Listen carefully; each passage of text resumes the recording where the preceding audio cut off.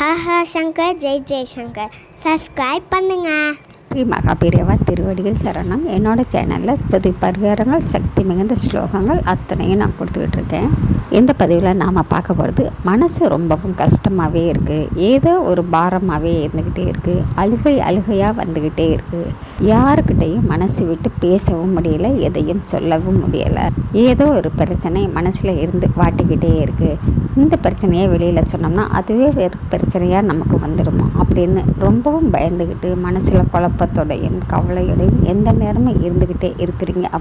அப்படி மனசு விட்டு கதறி அழுவணும், சொல்லணும் நம்மளுடைய பிரச்சனையை அப்படின்னு நீங்கள் நினச்சிங்க அப்படின்னாக்கா, உங்களுடைய பூஜையில் ஒரு மண் அகல் விளக்கு ஏற்றி வைங்க.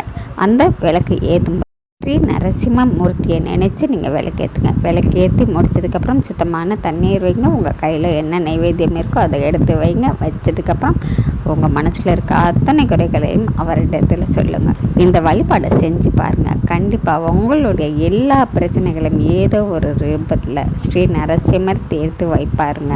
நம்மளுடைய பிரச்சனைகளை நரசிம்மர்கிட்ட சொல்லி அழும்போது கண்டிப்பாக உடனே ஓடோடி வருவார். எப்படியாப்பட்ட ஆபத்து காலங்களையும் நாம் ஸ்ரீ நரசிம்மரை மனசார நினச்சோம் அப்படின்னாலே போதுங்க, உங்களுக்கு எப்போவுமே காவலாக இருப்பாருங்க. அப்படிப்பட்ட ஸ்ரீ நரசிம்மரை எப்பொழுதும் மனசில் நினச்சிக்கிட்டே இருங்க. இந்த பதிவு உங்களுக்கு பிடிச்சிருக்குன்னு நம்புகிறேன். நாம் அடுத்த பதிவில் பார்க்கலாம். நன்றி.